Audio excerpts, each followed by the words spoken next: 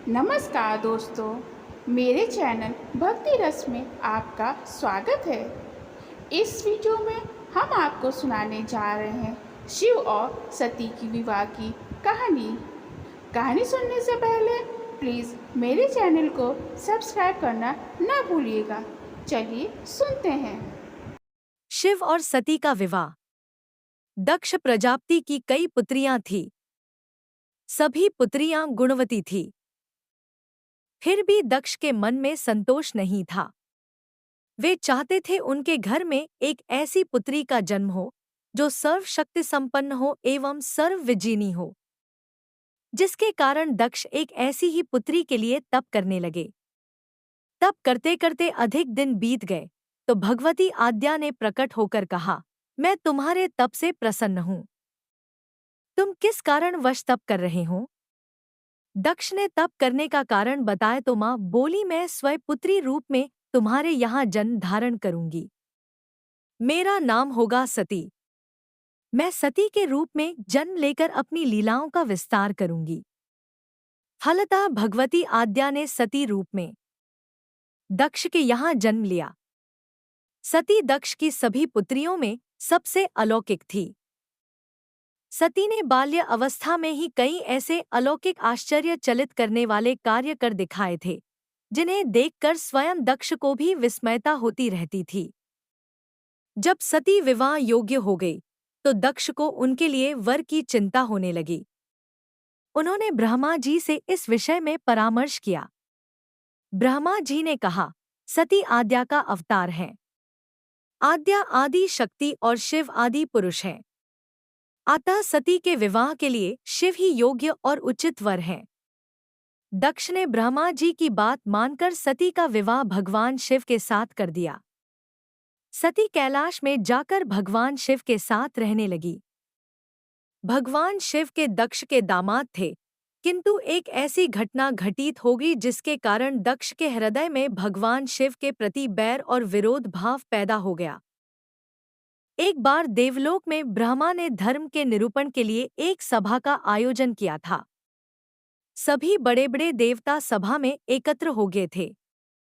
भगवान शिव भी इस सभा में बैठे थे। सभा मंडल में दक्ष का आगमन हुआ। दक्ष के आगमन पर सभी देवता उठकर खड़े हो गए, पर भगवान शिव खड़े नहीं हुए। उन्होंने दक्ष को प्रणाम भी नहीं किया।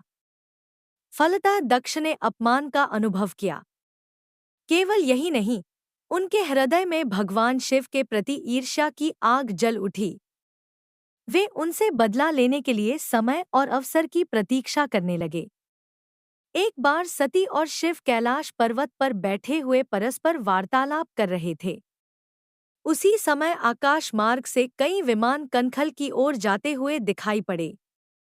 सती ने उन विमानों को दिखकर भगवान शिव से पूछा, प्रभो, ये सभी विमान किसके हैं और कहाँ जा रहे हैं? भगवान शकंद ने उत्तर दिया, आपके पिता ने बहुत बड़े यज्ञ का आयोजन किया है। समस्त देवता और देवांगनाएं इन विमानों में बैठकर उसी यज्ञ में सम्मिलित होने के लिए जा रहे हैं। इस पर सती ने दूसरा प्रश्न किया, क्या मेरे पिता ने आपको यज्ञ में सम्मिलित होने के लिए नहीं बुलाया? भगवान शंकर ने उत्तर दिया, आपके पिता मुझसे बैर रखते हैं, फिर वे मुझे क्यों बुलाने लगे? सती मन ही मन सोचने लगी, फिर बोली, यज्ञ के इस अवसर पर अवश्य मेरी सभी बहनें आएंगी। उनसे मिले हुए बहुत दिन हो गए।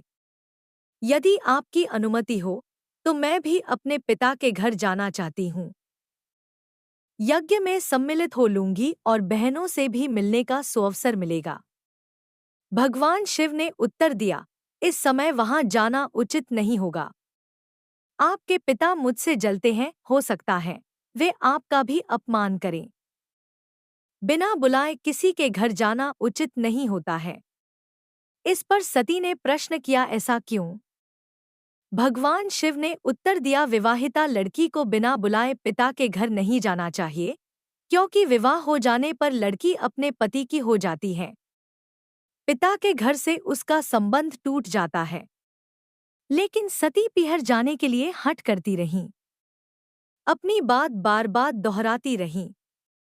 उनकी इच्छा देखकर भगवान शिव ने पीहर जाने की अनुमति दे दी। उनके साथ अपना एक गण भी साथ में भेज दिया। उस गण का नाम वीरभद्र था। सती वीरभद्र के साथ अपने पिता के घर गईं। घर में सती से किसी ने भी प्रेमपूर्वक वार्तालाप नहीं किया। दक्ष ने उन्हें देखकर कहा, तुम क्या यहाँ मेरा अपमान कराने आई हो? अपनी बहनों को तो देखो, वे किस प्रकार भांति भांति के अलंकारों और सुंदर वस्त्रों से सुसज्जित हैं। तुम्हारे शरीर पर मात्र बाघंबर हैं। तुम्हारा पति श्मशानवासी और भूतों का नायक है। वह तुम्हें बाघंबर छोड़कर और पहना ही क्या सकता है? दक्ष के कथन से सती के हृदय में पश्चाताप का सागर उमड़ पड़ा। वे सोचने लगी, उन्होंने यहाँ आकर अच्छा नहीं किया। भगवान ठीक ही कह रहे थे, बिना बुलाए पिता के घर भी नहीं जाना चाहिए। पर अब क्या हो सकता है? अब तो आ ही गई हूं। पिता के कटु और अपमानजनक शब्द सुनकर भी सती मौन रहीं। वे उस यज्ञमंडल में गईं, जहां सभी देवता और शिमुनि बैठे थे तथा यज्ञकुंड में धू-धू करती जलती हुई अग्नि में आहुतियां डाली जा रही थी। सती ने यज्ञमंडप में सभी देवताओं के तो भाग देखे, किंतु भगवान शिव का भाग नहीं देखा। वे भगवान शिव का भाग न देखकर अपने पिता से बोली, पितृश्रेष्ठ यज्ञ में तो सबके भाग दिखाई पड़ रहे हैं, किंतु कैलाशपति का भाग नहीं है। आपने उनका भाग क्यों नहीं रखा? दक्ष ने गर्व से उत्तर दिया, मैं तुम्हारे पति शिव को देवता नहीं समझता। वह तो भूतों का स्वामी, नग्न रहने वाला और हड्डियों की माला धारण करने वाला है। वह देवताओं की पंक्ति में बैठने योग्य नहीं है। उसे कौन भाग देगा? सती के नेत्र लाल हो उठे। उनकी भौहें कुटिल हो गई। उनका मुखमंडल प्रलय के सूर्य की भांति तेजोदीप्त हो उठा। उन्होंने पीड़ा से तिलमिलाते हुए कहा, ओ मैं इन शब्दों को कैसे सुन रही हूँ, मुझे धिक्कार है। देवताओं, तुम्हें भी धिक्कार है। तुम भी उन कैलाशपति के लिए इन शब्दों को कैसे सुन रहे हो जो मंगल के प्रतीक हैं और जो क्षण मात्र में संपूर्ण सृष्टि को नष्ट करने की शक्ति रखते हैं। वे मेरे स्वामी हैं।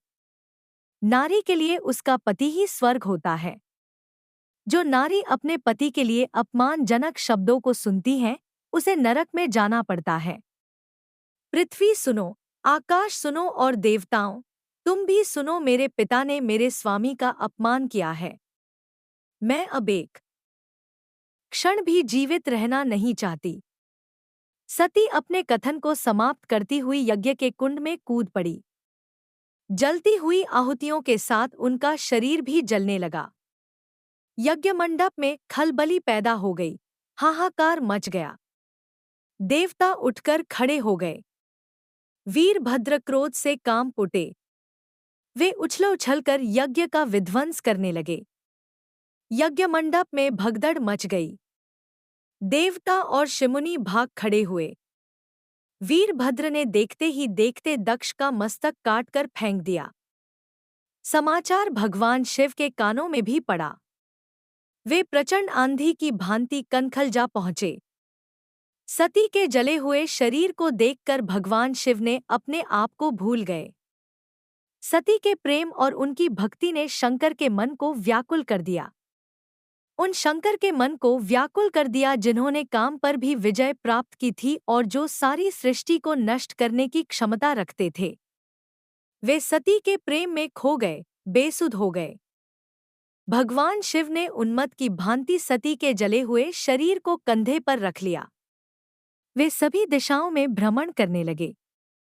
शिव और सती के इस अलौकिक प्रेम को देखकर पृथ्वी रुक गई, हवा रुक गई, जल का प्रवाह ठहर गया और रुक गईं देवताओं की सांसें।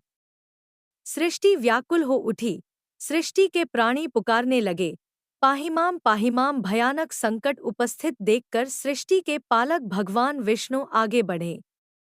वे भगवान शिव की बेसुधी में अपने चक्र से सती के एक एक अंग को काट काट कर गिराने लगे। धरती पर 51 स्थानों में सती के अंग कट कट कर गिरे।